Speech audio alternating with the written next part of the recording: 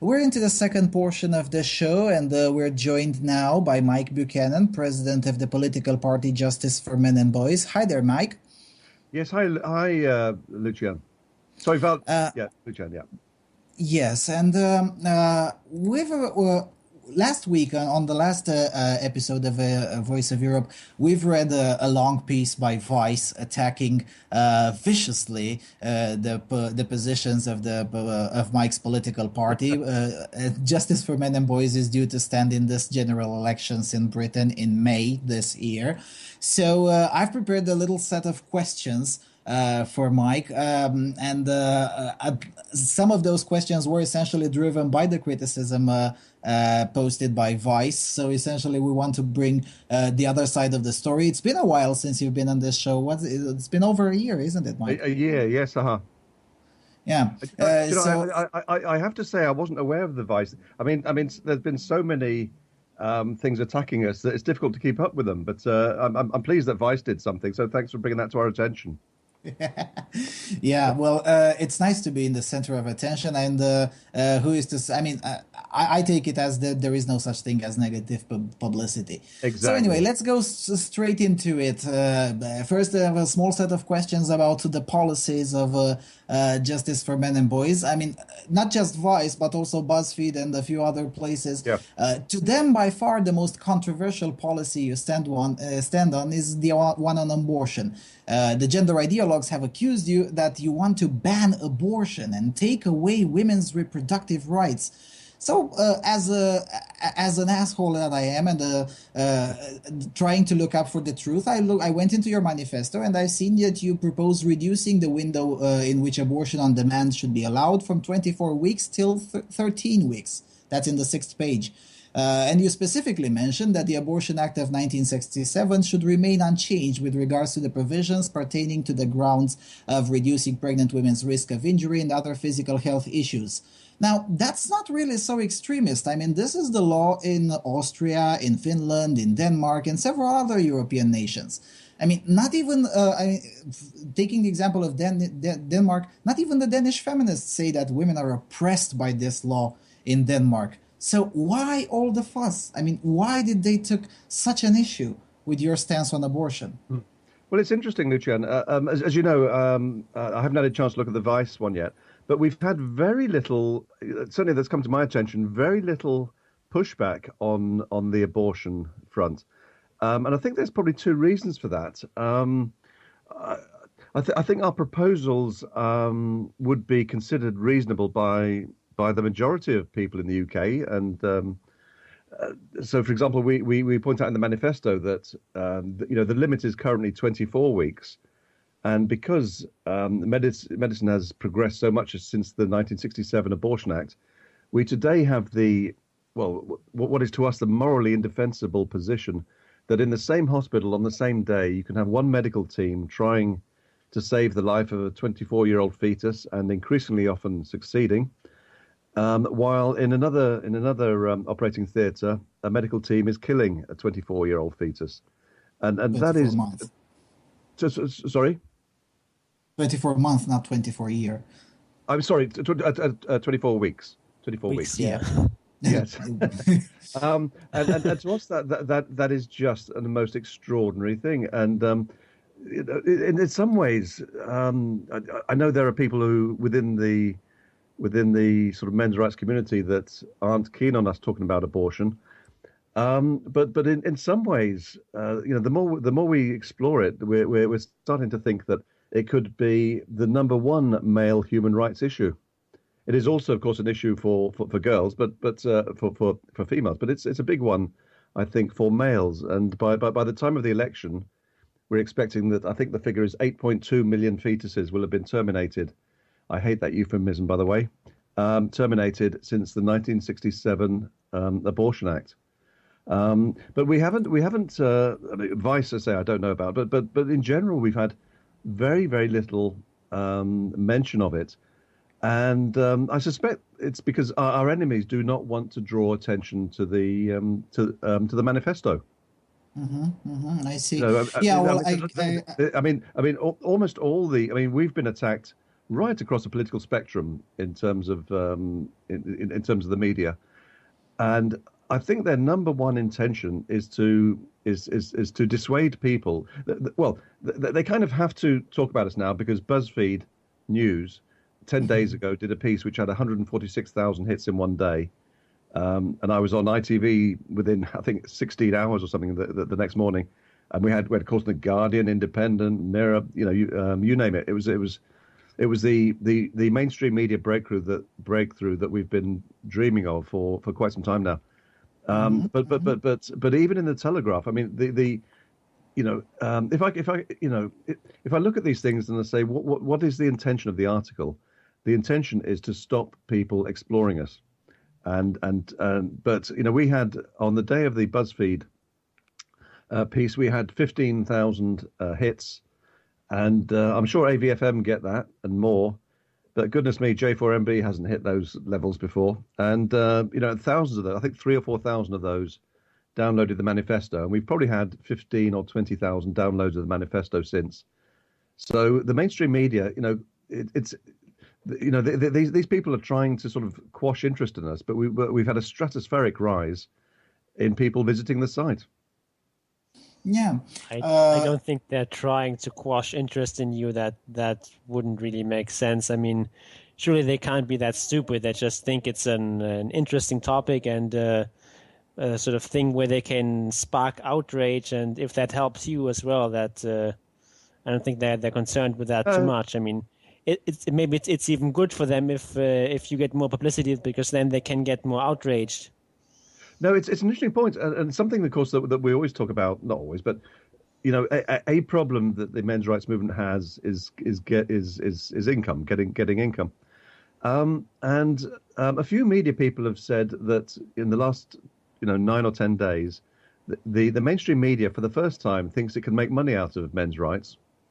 Which I guess ties in with what you just said. So even if, I mean, it's a bizarre thing. So even if men's rights activists themselves cannot monetize what they're doing, the mainstream media can.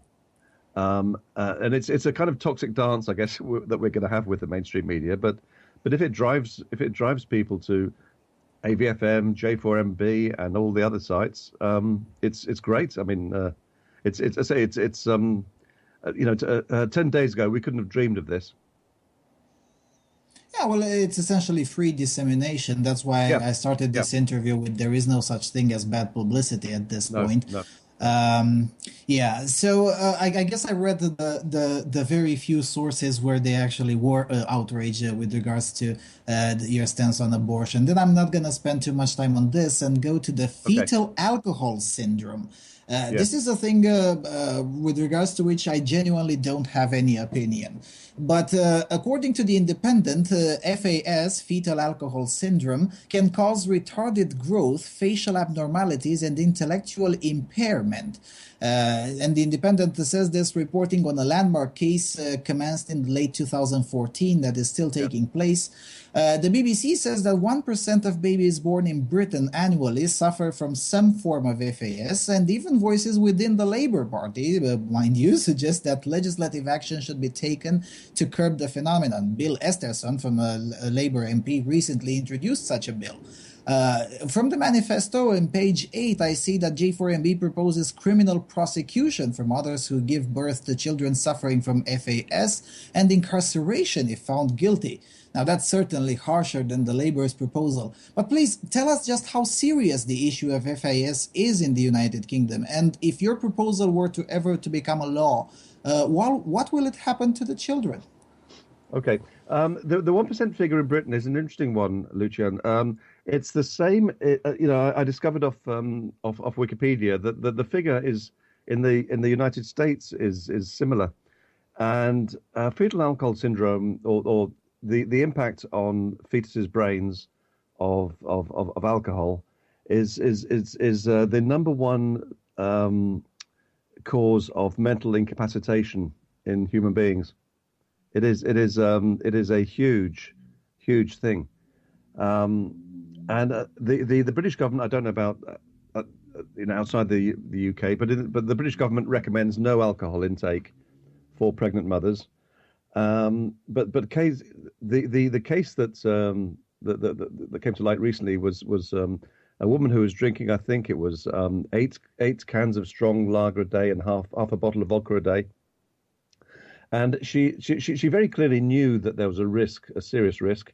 Otherwise, the test case wouldn't have been brought on behalf of the unfortunate child that was born to her.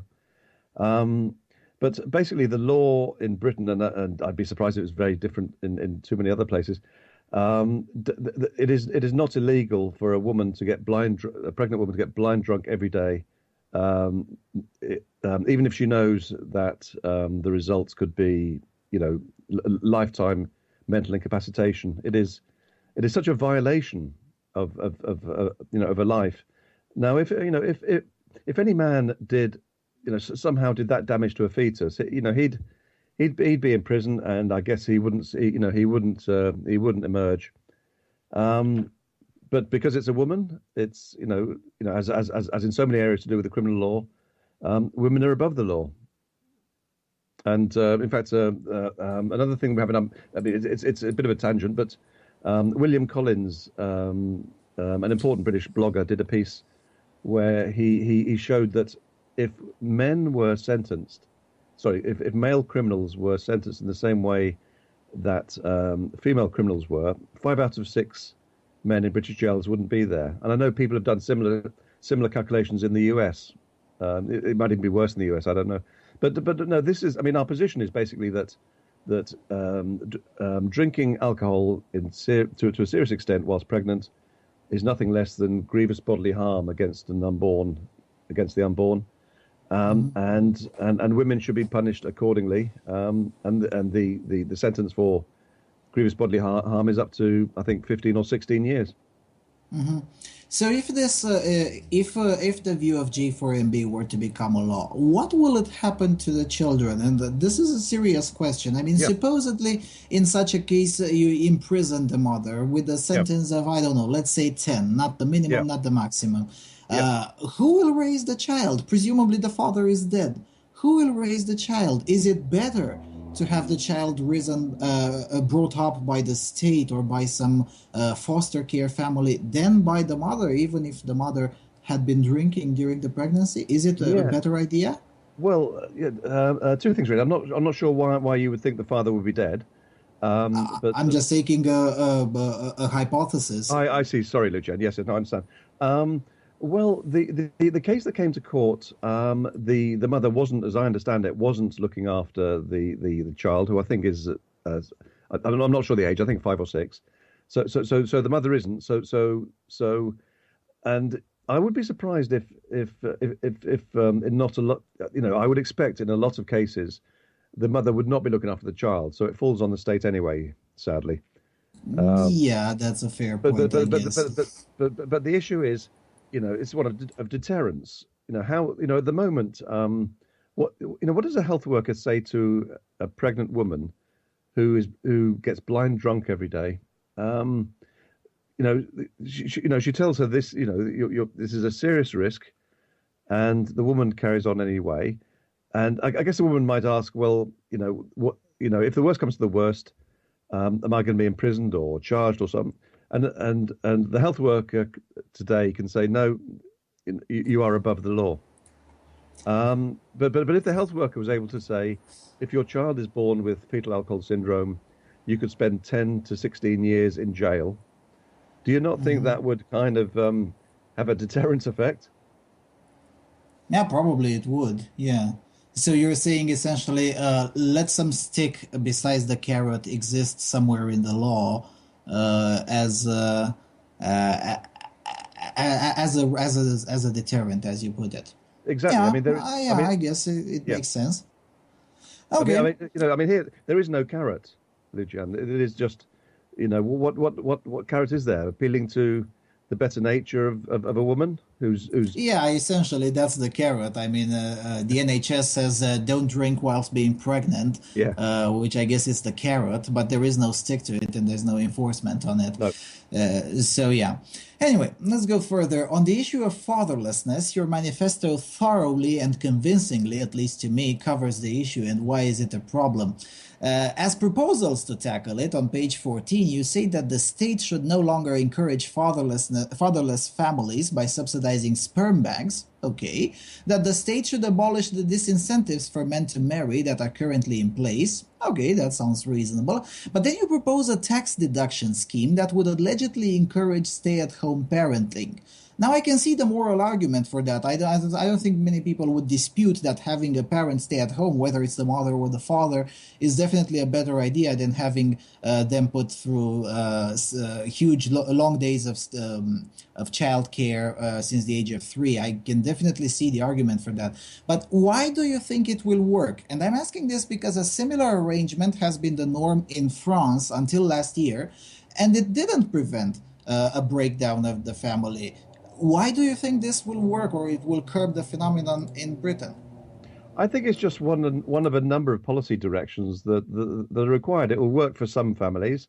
It may not even work for many, but it is, it's to do with encouraging stay-at-home parenting, which there's just a mountain of evidence to show that's better for children.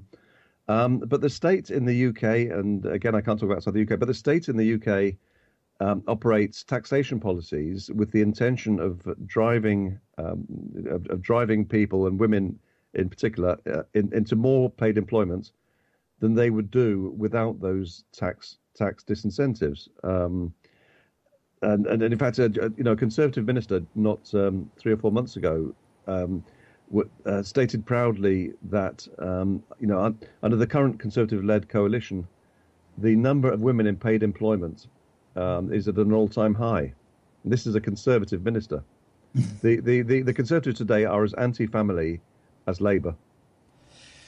Yeah, and what you're describing as the current status quo in Britain has been introduced in France last year. Although I have to give props. At least your manifesto proposes a way of choosing between 2 or 3 different schemes, which one suits better for the individual family, which is definitely better than the French solution, which essentially said from now on we're not going to encourage stay-at-home parents, but we'll rather penalize parents who choose to stay at home, which is, I guess, a solution that's definitely even far less desirable. Anyway, going further, on education, you say that the organization called Campaign for Real Education, their proposals should be implemented in full, and the option of all boys schools with all male teaching staffs introduced for those communities that want them. That's from your manifesto, page 17. From this, I understand you'd want such units to exist on a voluntary basis and not top-down dictated from Westminster. But why are they a good idea? And why should they be funded by the states? Also, is the private sector allowed to build such schools today in the UK? Or are they banned on some grounds of equalities or whatnot? Okay. Well, why would they be a good idea? Because boys do better academically in a predominantly male environment with male teachers. Why should they be funded by the state? Well, because half of our children are male. That's the answer to that. Is the private sector allowed to build such schools? Yes. The proportion of male teachers in the private sector, private. Well, we call them public schools, as you may know. Talk about Eton and Harrow and so on.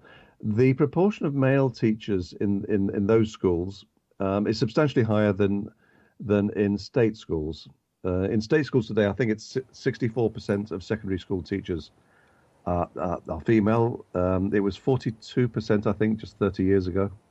And it's one of the reasons that the public school sector is so popular with parents, because they if you like have teaching methods that I guess left-leaning state schools would see as old-fashioned and so on. Mm-hmm. Mm-hmm. Oh, so essentially they do exist as a private, and you would like to see that model implemented a bit more in the state sector as well. Yeah, Oh, as an option. In fact, some of the people are often surprised, Lucian, that we have female supporters and donors, but we actually have a fair number.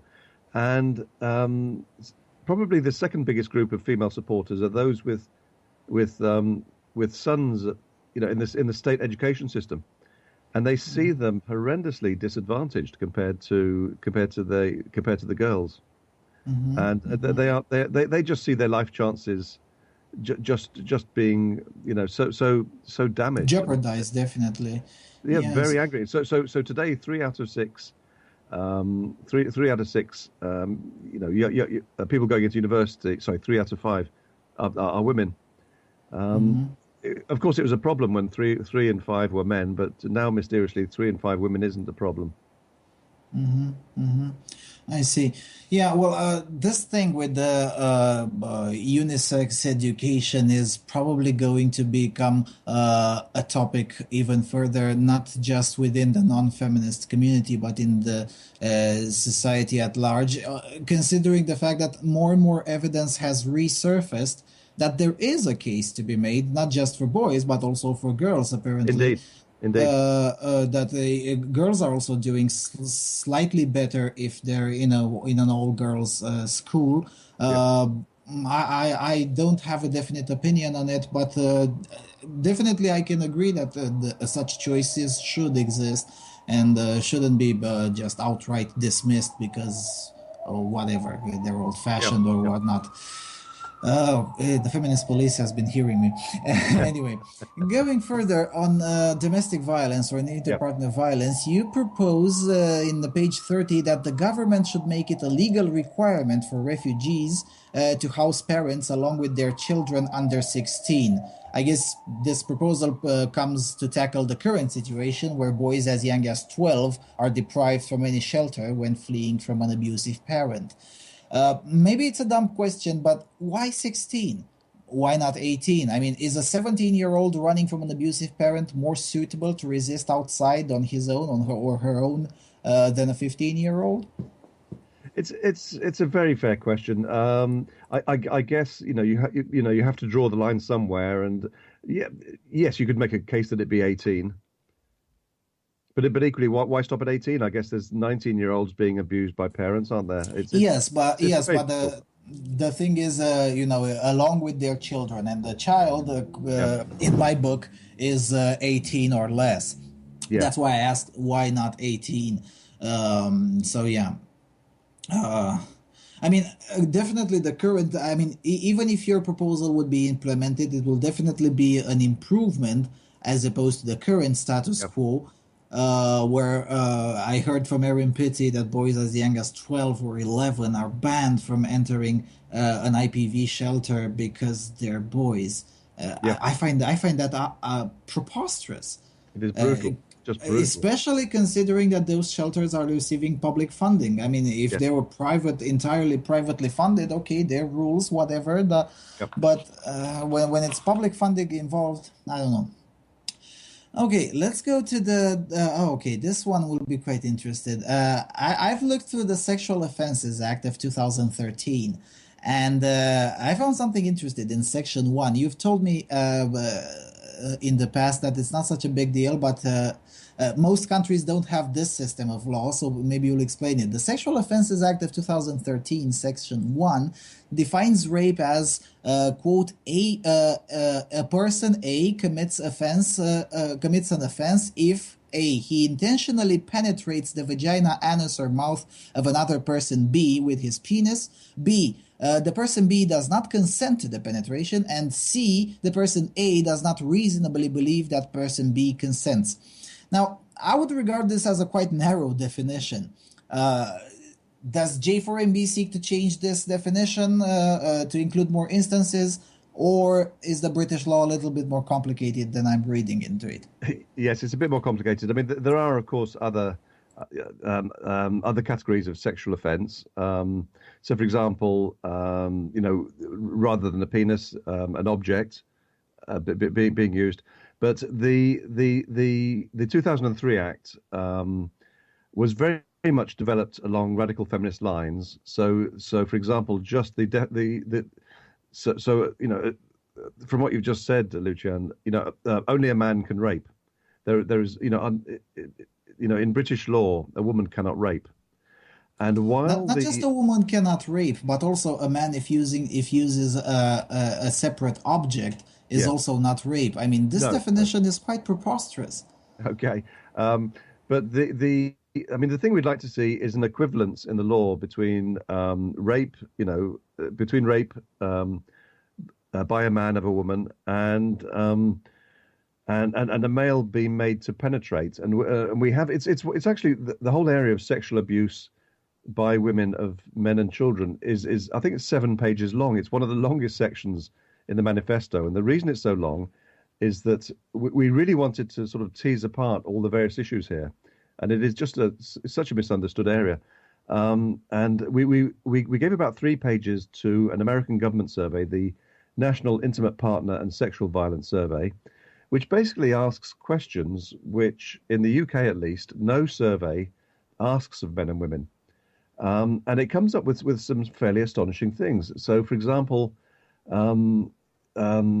if we look at female victims of rape, I mean, I'll round up or down to the nearest 100,000 here.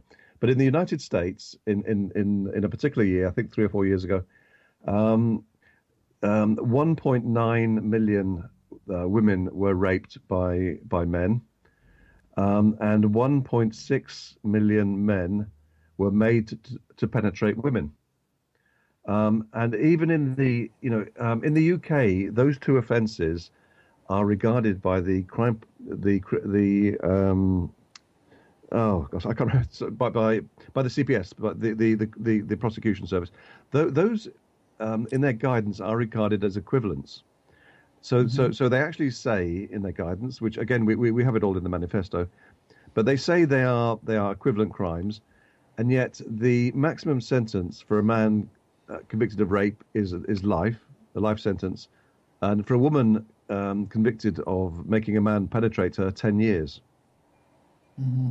Again, it's just one of countless areas where. So essentially, the crimes are equivalent, but the punishments rendered to them are not equivalent. Exactly. Which makes sense exactly not at all, but anyway. Yeah. So it's called a different name, it's treated differently, but they're the same somehow on some ethereal plane. Yeah. Here's something that really struck me. I saw it in your manifesto on page 41. Some estimates, I'm quoting from your manifesto here, some estimates indicate that 30 to 40% of the London sex trade is made up of men, and many homeless men expose themselves to risk of sexually transmitted diseases when they're forced to sell their bodies for money or shelter, end of quote. Now, 30 to 40%, that's quite a lot. I mean, the London sex trade is quite a huge industry. So that's quite a lot. I mean, can you please elaborate on this? I see that you cite places such as homeless.org and insidehousing.co.uk. Yet this thing is not mentioned almost at all in the mainstream media. What's going on in there? Well, you're right. It is hardly mentioned. What's going on, I guess, is that males are subhuman, and so who would be interested in the fact that 30 to 40% of prostitutes in London are men? I mean, it's an astonishingly high number, and once in a while, or something like once in 3 months, we'll hear the Guardianista column talking about the huge oppression of female sex workers in the London sex trade, which I think some of it may be legit, but most of it I think it's severely blown out of proportion. But I have to be honest that this really struck me. I mean, 40%, that's a lot. It is, I can't say that we spent weeks and weeks researching it, but when we did look into it, the estimates did tend to be in that kind of order. It is a very high figure. Okay. No, well, this is the kind of thing that I would like to see more often in the mainstream media, Yeah, seriously, and researched more thoroughly. Maybe it's not that high, but still, I would like to see more research on this. yeah. On the criminal justice systems, the proposal of J4MB on page 40, no, sorry, 51 are as equitable as they can be, at least in my opinion. However, time and time again, we see that the judiciary has little to no intention to actually become more equitable. On the contrary, the culture surrounding the topic seems to have become even more misandric than it was, let's say, 2 or 3 years ago. Just in this radio show, we read in the news section an article claiming that men are natural-born criminals, which we discussed that it's quite a clickbait title, and it's not really that bad of an article. But anyway, meanwhile, the judges are more and more often advised to practice leniency when it comes to female criminals. Why is there such resistance of treating people equally under the law? I mean, yes, I can understand slightly more crime or significantly more crime is perpetrated by men than by women. Okay, but that doesn't preclude the fact that people should be treated equally under the law, doesn't it?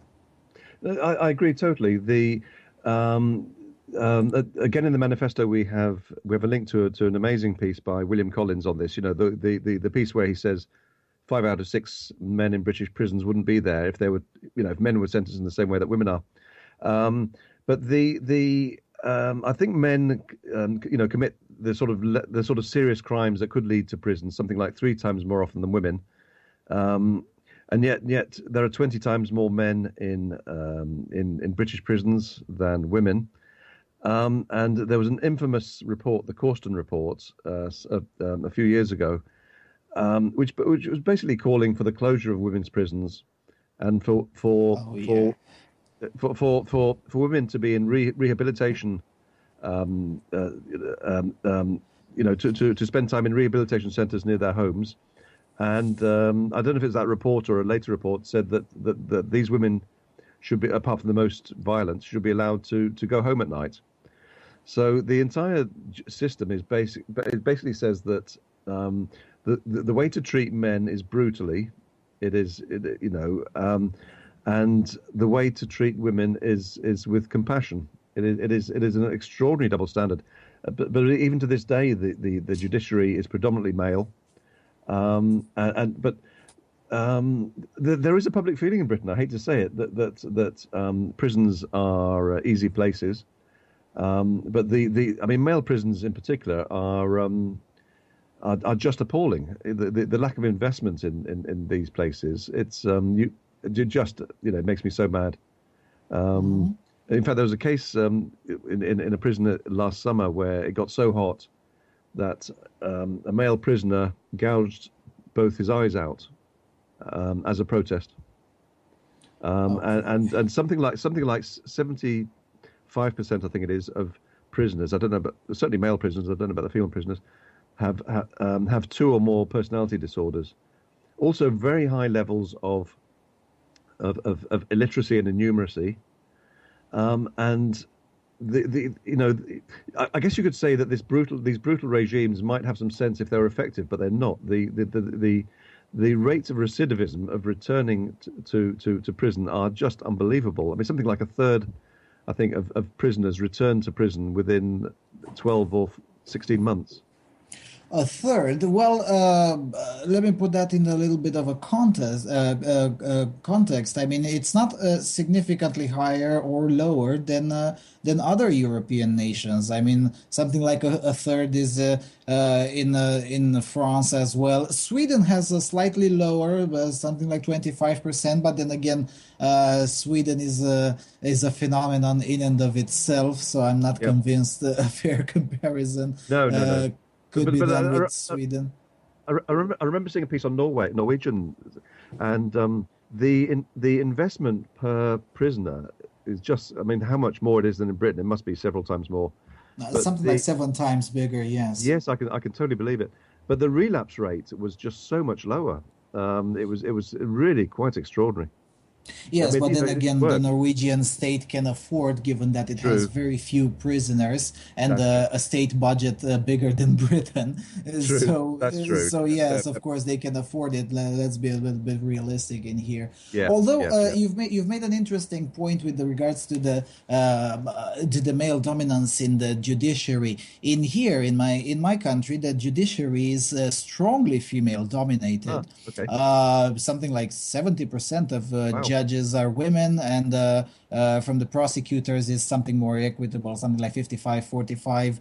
But also the clerks who do the indictments and whatnot are also something like 75% to 80% women.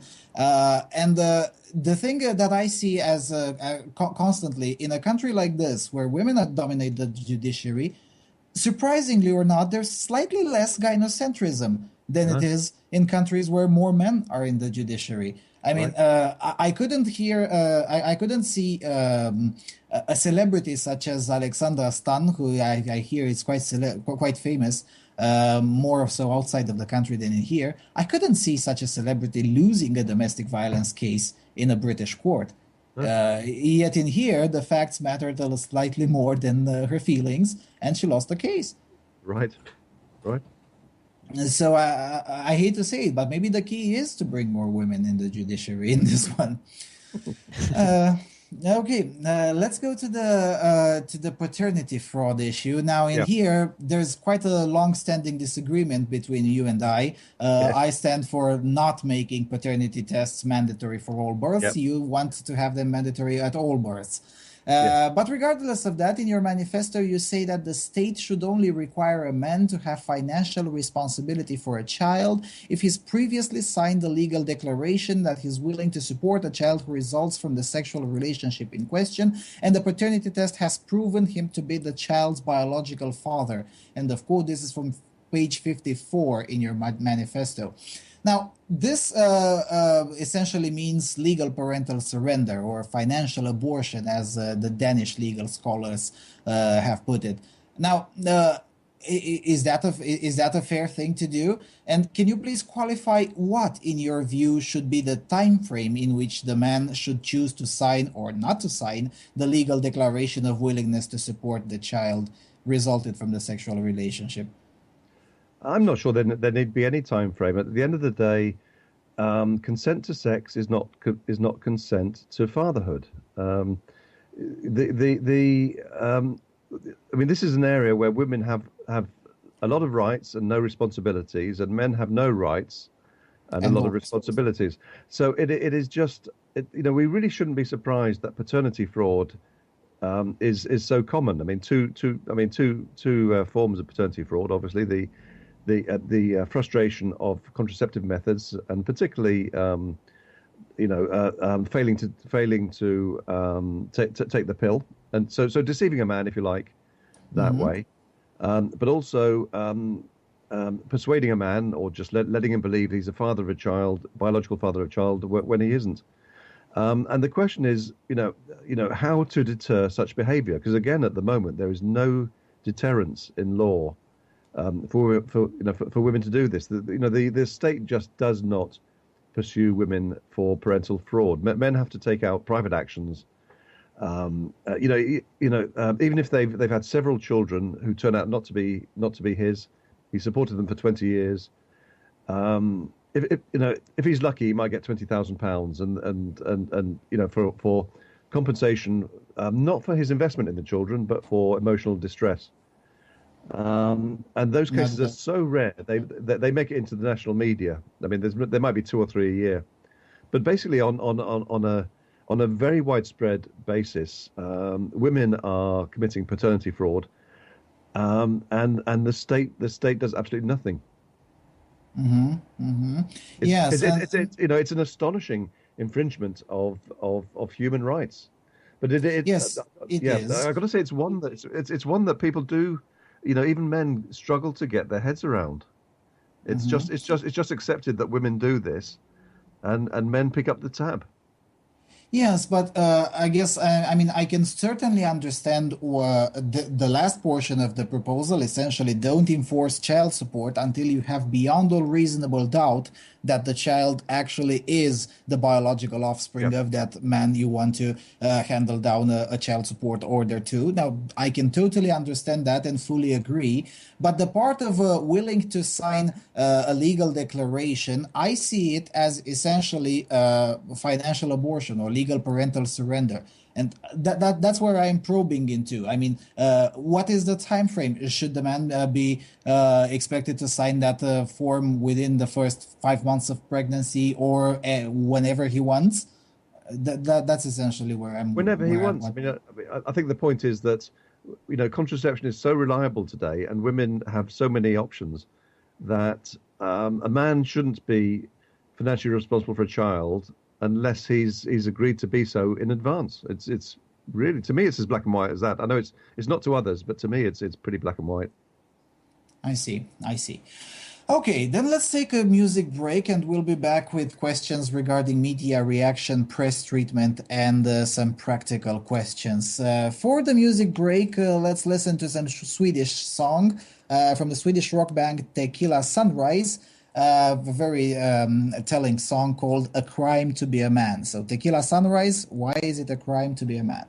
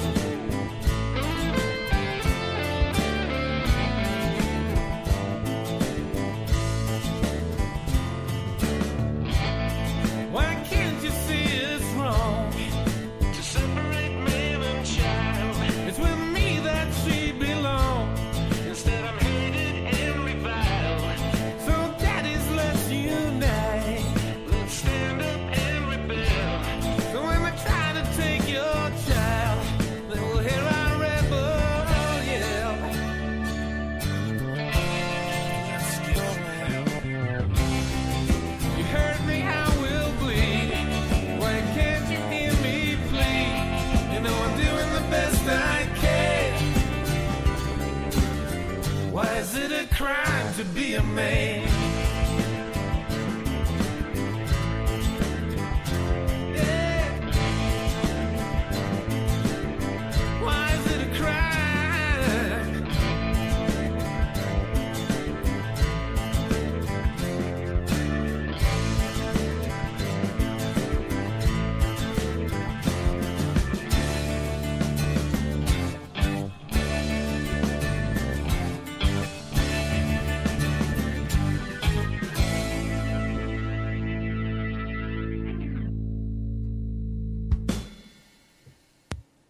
And we're back. We've listened to Tequila Sunrise, A Crime to Be a Man, very nice Swedish rock band. I suggest you all to Google them and listen to some more of their songs. By the way, the founder of the band is one of the contributing editors of AVfM Sweden.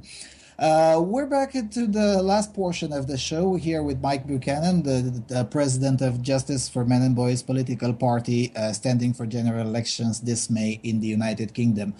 So let's talk a bit about the media reaction and press treatment. We've talked in the beginning of this interview of clickholes such as BuzzFeed and Vice, who have reacted with utter contempt to the news that your party will be standing for the general elections. But what I found funny is that the Vice piece, written by some Eleanor Morgan, whatever, she quotes Ali Fogg to make her case against you, citing an article written by Fogg in 2013 on what I'd like to call the People's Republic of Free From Thought blogs, the notorious Atheism Plus hub. Meanwhile, you also cite Ali Fogg several times, at least 4 from what I counted in your manifesto, and you even recommend him in the recommended books and blogs section, alongside with the atheist video blogger Thunderfoot, Gamergate commentator Sargon of Akkad, and another left-leaning non-feminist, that is Glenn Poole. So how come? I mean, are you more willing to give credit where it's due, even to your critics, than the other way around? Yeah, I suspect that's true. I mean, while I disagree with both Ali and Glenn on their politics and their positions on feminism, I think both have made some very good contributions to the debate around men's human rights. Yeah, I mean, you know, I really don't care where people are on the political spectrum. If they make an interesting contribution, then I'll include them. I mean, some of Ali's pieces on areas like sexual abuse, I think, are really outstanding, including a piece that we include on the whole feminist narrative that men can't be forced to penetrate women, and it's some I'd say just outstanding stuff. I mean, Ali's a very, very bright guy. I just think he's wrong on so many things, but he's a very bright guy, and I see no reason not to include him. I mean, I'm hoping that at some point soon he's going to try and tear apart our manifesto. I look forward to that, but he hasn't so far, and it's kind of been notable that we haven't really seen much of the sort of the heavyweights attack us in that area, apart from B. Campbell a couple of days ago. You know, they've all been fairly minor figures, really. Anyway, but no, I don't see any reason not to include people just because I disagree with their politics. I mean, to me, there's a bigger picture here. Yeah, but then again, you're not a feminist. I mean, if you if you read the Vice piece of Eleanor Morgan, yeah, even where she agrees with you, for instance, on the issue of male genital mutilation, she would rather discredit everything in the position just because you're not in her camp. Yeah, I mean, I don't know. I think you read the piece. I haven't yet, but I certainly shall after this. But no, I mean, I've never tried to hide my anti-feminism right from the outset, Lucian, as you know. But I think the position of being a men's rights activist and being a non-feminist is bizarre, you know. And of course, I mean, there are. I mean, both Ali Fogg and Glenn Poole will admit that some people regard them as feminists, and I'm not sure. But to me, it's an odd position to be a men's rights advocate and not denounce feminism for the evil ideology that it is. I see. Yeah, although to be fair, Glenn Poole has written in the past a very nice article of why I left the left and feminism. A very outstanding article. I recommend it to you. Right. So yeah, with Glenn Poole is extremely difficult to assess. Anyway, let's go further to the next one. Last time you came to this show, it's been more than a year. It was in 2013. You've told me that you've generally been given fair treatment by some media venues, particularly BBC Radio. Has that treatment improved over time, or has it gotten worse? What is the general evolution of media treatment? I think I mean, the big thing was the BuzzFeed News piece about 9 or 10 days ago, say which had 146,000 hits in one day, and it led to the whole mainstream media interest. But I go back to the point that across the political spectrum, people have basically sort of lied about us. They've invented things in the manifest which just don't exist, and then they go and criticize that the lies they've just made up. But that's a straw man right there. Yeah, but it's also getting of late, maybe because it is mainstream media, it's becoming far more. I'm getting more in the way of personal attacks. I gave a series of media interviews in Canary Wharf just a couple of days ago, and it's quite clear that they really want to attack me on the most bizarre things. For example, that I'm divorced twice, and that doesn't make me so because of that I shouldn't stand up for fathers who can't see their kids, for men who are beaten by their wives, for men who suffer genital mutilation. It is just crazy. But also, I mean, something just came up in one of them where the guy said, some people are saying online that you're gay, and I thought, well, that's interesting. I'd not heard that one before, and it's just like I was honestly I was speechless for a few seconds, and I thought, well, even if I were, what does that matter? I mean, some MRAs are gay. God knows what the proportion is. I don't think anyone's ever even tried to work it out. I mean, who'd be interested?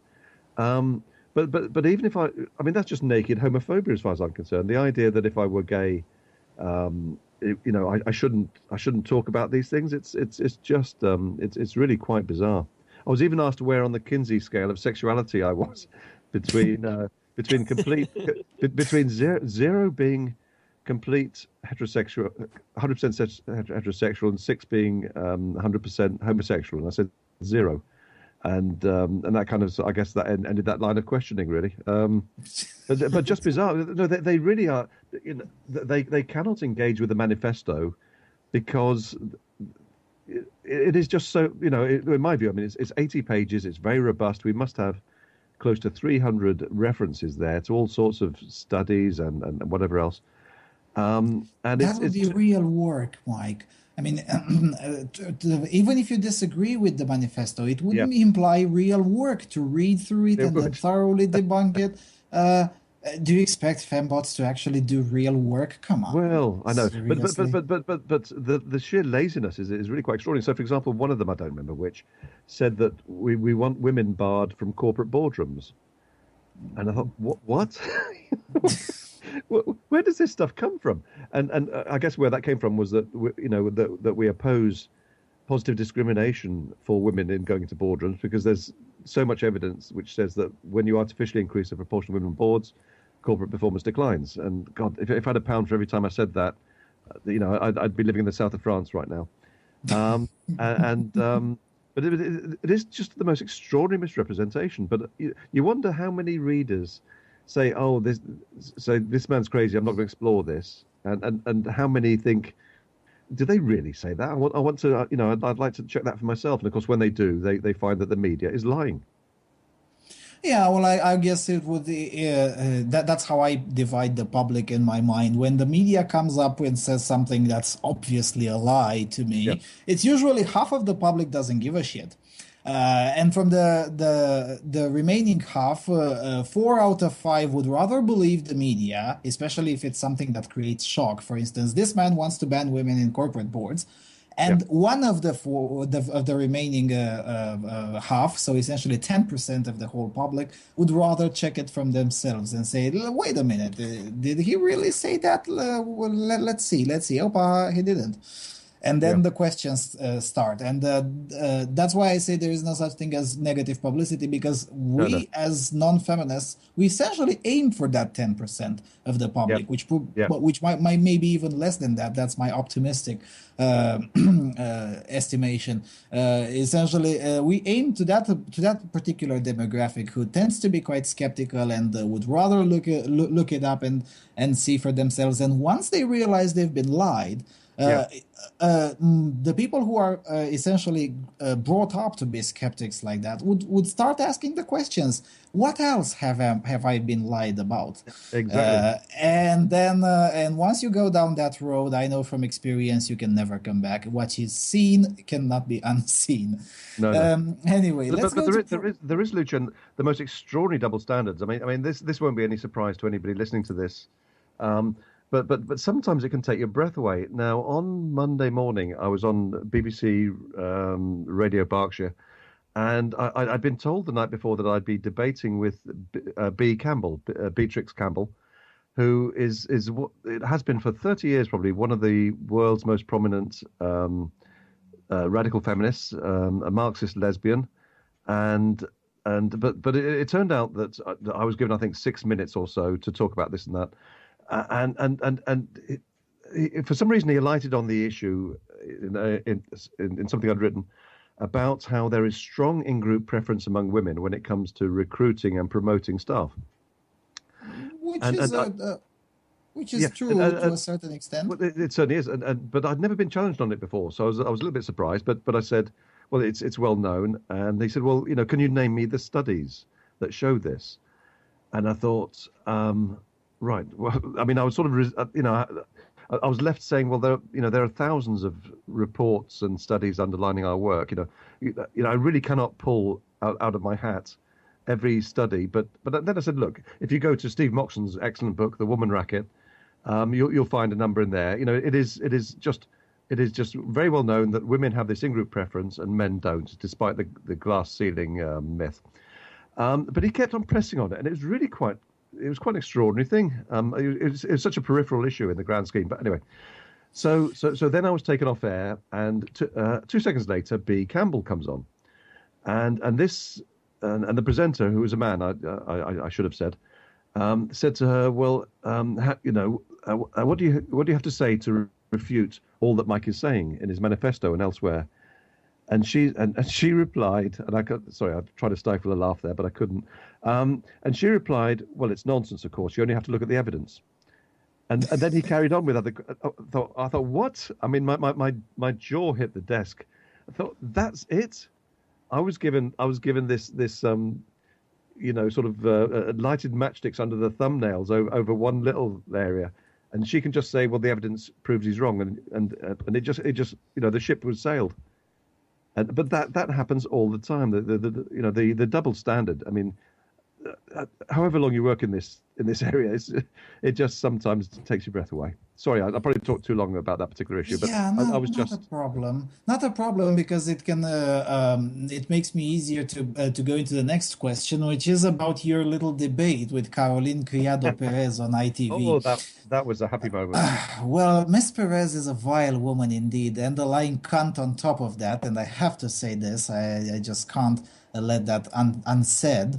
Anyway, that clip showed me that it is possible to spew more lies per minute than José Manuel Barroso, the former president of the European Commission. I have to say I thought that's impossible, but Ms. Perez was there to prove me wrong entirely. But a disheartening amount of people do believe the lies of the likes of Ms. Perez, and also the lies of the feminists against whom you've debated on TV and you've mentioned right earlier. Do you see the tide, any of that tide turning even just a little bit amongst the public, not amongst the media this time? I'm asking you. No, definitely, it is definitely turning. I mean, something that must have. There's a paper in the UK I used to subscribe to, the Telegraph, and it was just, it was the quality right of centre paper, and I must have subscribed to it for 20 or 25 years, but in recent years it's just become appalling, and there were 2 hatchet jobs against me and the party in the last week or two, but the responses, on the online versions, the support was overwhelmingly for our positions, and people were really attacking the journalists who'd printed this garbage. I've noticed, and others have noticed, that over the last two years in particular, the comment streams on such articles, more and more, men and women are just not taking this nonsense. 2 years ago, feminists would kind of like crawl all over things, but these days it's quite the opposite. A feminist comes out with something outrageous as a comment, and she's just hounded out the building. It's an incredible thing, and you can't help but think. I mean, just to go back to the earlier point, I think this is good. This is the people who are running these publications aren't stupid, and they will be seeing that that there are a lot of these comments. In the case of some of them, they had 60 or 70 upvotes, and they will be realizing, Lucian, that there is money to be made here.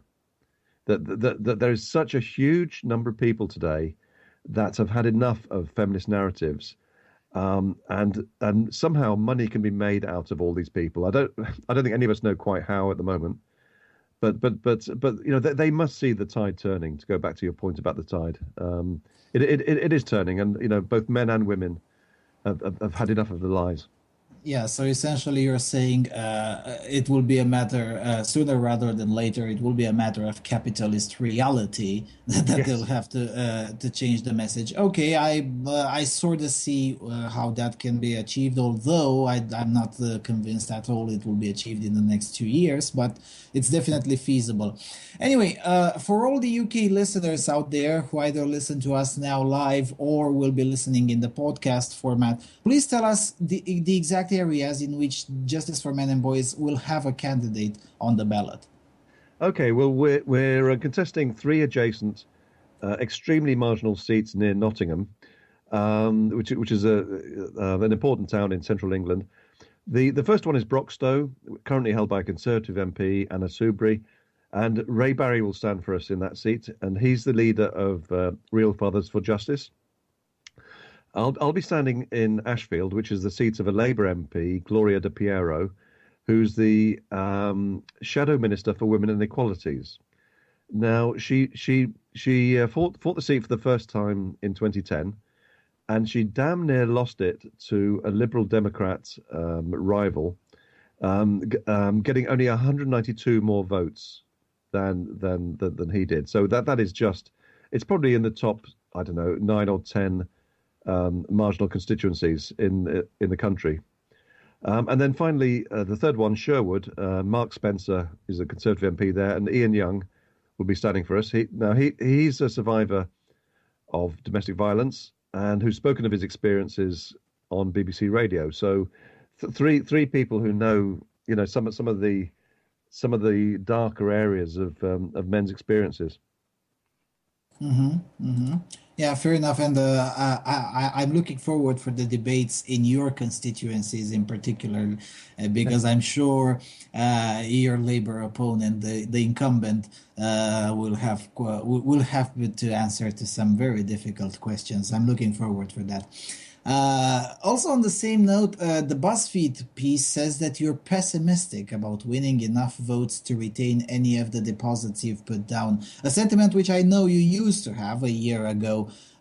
So I guess my question is, why so pessimistic? And the technical question, how many votes minimum the party must gather in order to recoup the deposit? Okay, well, the guy who ran this piece, I think he actually... I think there were 2 or 3 areas where he got something a little bit wrong, and this was one of them. And we had a discussion about it later. He misunderstood what I said in this area. What I basically said was that it didn't matter whether or not we retained our deposits, which is is a bit of there's a nuance there, I know. But we're very much in the game at the moment about raising public consciousness about men's issues. And so I said, look, if we lose our deposits, so what? It's £1,500. We'd rather we didn't, but it is just so unimportant. I couldn't exaggerate. So success for us at the general election is not going to be about winning the seats or saving deposits. It's about standing. It's about the millions of people. I think normally between 8 and 10 million people watch the results coming in the late hours of election day and the early hours of the next morning. And for the first time, they will see three candidates standing for this bizarre thing called men's rights, and a lot of those will check us out. So that's going to be the success, and that has nothing to do with votes. I mean, we are going to work very hard to get every damn vote we can, and we'll be tramping the streets 7 days a week, over the next 3 or 4 months. But the deposit, it's neither here nor there. And in terms of how many votes we need to gather to recoup the deposit, it's 5% of the votes, so probably something between 2,000 and 3,000 votes a constituency, something like that. I see. Okay. And the last question in my little list in here, which is harshly political in nature. Essentially, in September this year, we've covered this on this show at the time. The UK Independence Party has announced its full support for 50-50 shared parenting after divorce. Would you consider, in the constituencies where J4MB doesn't have its own candidate, throwing some sort of support for UKIP in this regard? Why or why not? No, I don't think we will. There's a long history of major parties in opposition promising things like shared parenting, full access, and so on, and they always renege on that once in power. So, it's not a game we're going to play. Plus, I mean, of the major parties, UKIP is probably the most meritocratic. So, for example, Nigel Farage, the leader, is on record as saying that that he would stop positive discrimination for women in areas like. Well, I think in general he would be against that, and I think that is the man. But it's not. They aren't a men's rights party. And we have very little common. Their areas are sort of EU membership, immigration, and so on. And we have so little common ground. I think it would be regarded as cynical if we even tried to exploit their current support. Quite frankly, and so we just won't do it. I see.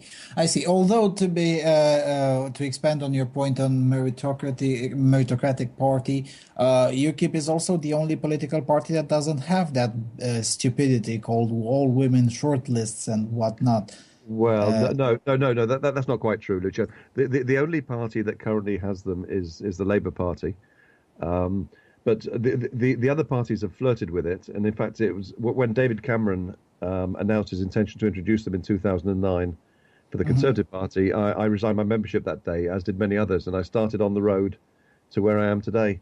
So but there is still talk of it. But no, the other parties have kind of have just shied away. But the Labour Party, is the feminist party in the country. There's no doubt about it. I see. Well, these were essentially all the questions that I have. Jon, if you have some other questions, feel free to join. Although I see you already join whenever you wanted to say something. Yes. Go ahead. So, what I want to know is, what is your long-term plan with this party? I mean, in the short term, it seems like your plan is to go after marginal constituencies and try to nudge the other parties, which I think is a very sound plan. Yep. But what is your long-term plan? The longer-term plan is to field enough candidates, enough potential MPs, that the major parties will need to engage with us to deter us from attacking them. So at the moment, it doesn't really matter whether we attack Conservatives. So we're contesting 2 Conservative MPs and 1 Labour MP, but that's kind of academic. But at future elections, and I don't quite know when we'll get there, but we damn well will get there. Let's say we have 50 or 100 candidates, and we can say to the Labour Party or the Conservative Party, if you do not reverse your direction of travel with regard to policies affecting men, then we will stand against you in those 50, 60, 100 constituencies. And so, there will be the real threat. I'm utterly convinced of this. We will be able to seriously threaten major parties with not retaining or not attaining power. And boy, is that going to hit some front pages. The stuff we've seen in the last 10 days is going to seem like chicken feed in comparison. We will get there. I mean, I'm committed to doing this until I'm 2030, when I'll be 72. I mean, probably not as party leader, I guess, by then, but who knows? But no, it will happen. I mean, I think there's a historical inevitability about this. It will happen.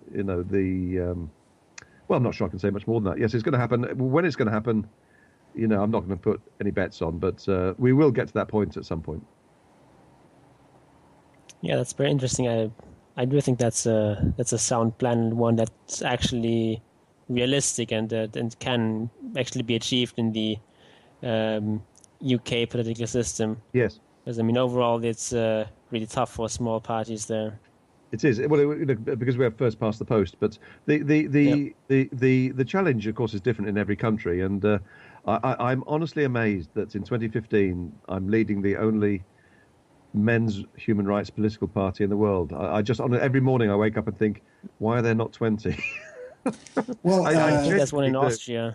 There's one in Austria and you're another right. one in Switzerland. No, there is. You're quite right. But I said English speaking. Oh, sorry. No. But no, you're quite right. Why is there not one? And I keep saying this, but I'll say it again. One of the things that because we had a couple of campaigns before we formed the party, the Anti-Feminism League and the Campaign for Merit in Business. But within hours of announcing that we'd launched a political party and we had a clear strategy as to how we were going to change things, donations came in. And we had a donation, I remember, from a guy in London who said, look, I've been following you for the best part of 2 years. I think what you're doing is great, but this is practical and this might lead to something. Here's £200. And it opens the door to donations. It is and the lack of donations is the number one problem. Not the number. It is a big problem for men's rights advocates, and why people are not launching these things across the world. I just don't get. And I know the UK is probably a good place because it's a very small place for a start, so that kind of helps. What can I say? I remain optimistic that at some point there'll be 50 parties around the world. Yeah, and it's as Jon said, it's quite a sound, realistic plan. Essentially, get the mainstream to fear you and listen to your demands, which are for the most part not unreasonable at all and not extremist at all. I mean, yeah, sure, you and I can disagree on a couple of things, but for the most part, most of what I've seen in the party's manifesto is just damn right common sense. Yeah. Okay, we've been 5 minutes over time, so unless you have some final thoughts, Mike, I think we should call it a night. No, I'm good. Thanks for the discussion. Very good. All right, and then if you're listening to us and you live in the Nottingham area in the United Kingdom, please make sure to vote for Justice for Men and Boys, or else I'll come down there and be mad at you. And no, I'm not joking. I'll come down there and be mad at you if you don't vote for J4MB if you live in the Nottingham area. And with that being said, I guess we can call it a night. Sorry, Lucian. Can I just say one thing? Please do. Just very quickly. I'll be putting out a crowdfunder probably in the next week or so for some campaign materials. We're basically, we have a thing in the UK that the Royal Mail delivers at no cost for political parties an item of campaign literature in the last couple of weeks before the general election. Now we want to have a piece, a bit of literature, which is A3 size. I don't know if this means anything to you guys, but it's Yeah. basically sort of two A4 size. And on one side we're going to have a picture of a man saying goodbye to his son. It's absolutely heart wrenching. And it's the text is something like "Goodbye, son. Try and be a good lad," and it just gets you in the guts. And on the other side, we'll have an address to to voters and so on. Now that's going to cost about £5,000, and so in the next week or two, I'm going to do a crowdfunder for that. But that will mean, I mean, we're already putting out many thousands, many thousands of bits of literature, but the £5,000 will pay for that bit of literature to go into 110,000 households in that 2 weeks before the election, and there's about 170 or 172,000 electors, and that is going to be. I mean, it'll be at the point in time that people kind of say, right, this means something to me, because we are the only party in the English-speaking world that is standing up for fathers, standing up for men who are battered by partners, who stand, all this stuff. So I just wanted to mention that it could be something that makes a serious difference in the number of votes we get, and perhaps even save our deposits. Who knows? It'd be nice to save that £1,500. Yes, definitely, and it's a nice thing with this one, with the royal delivering it at no cost. It's a very nice, it's a nice gimmick. I've never heard it before in other countries. Okay, the next show on the frequencies of AVfM radio will be tomorrow, which I think is going to be a Tales from the Infrared with Dean Esme and the crowd of nerds in there. Our next show will be next Friday, January 30. I have no idea what we're going to talk about next Friday, but we'll definitely be here. And with that being said, Jon, final thoughts? Take the red pill. Take the red pill. Goodbye, everyone.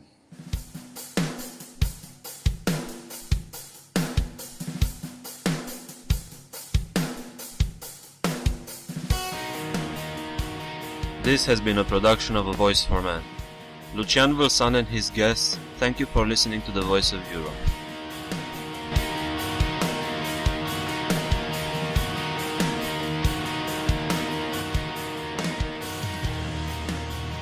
A Voice for Man radio is not corporate media and everything runs on donations.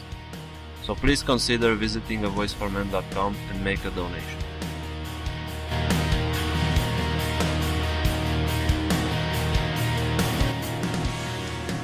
We would also like to thank the artists De Prima Terra, Mbezna, Cristian Buica, the Iranian band Arsames, the DDG Project, and all the other artists that offered us their songs to use under Creative Commons license.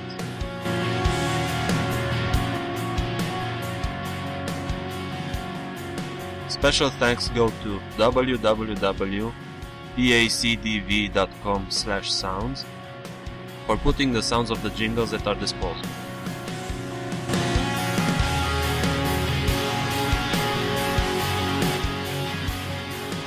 We would also want to remind the listeners to take the red pill.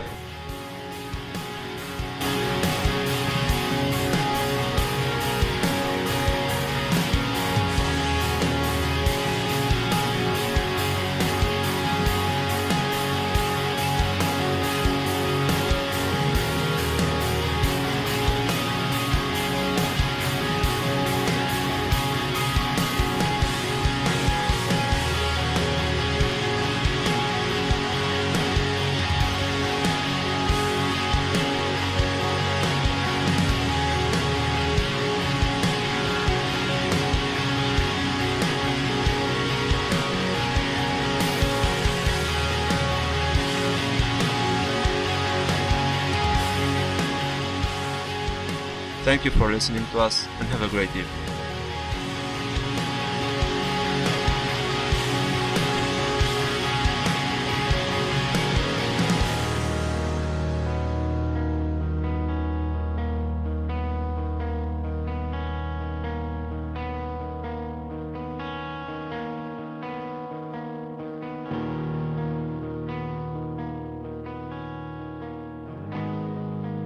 Ați ascultat Vocea Europei.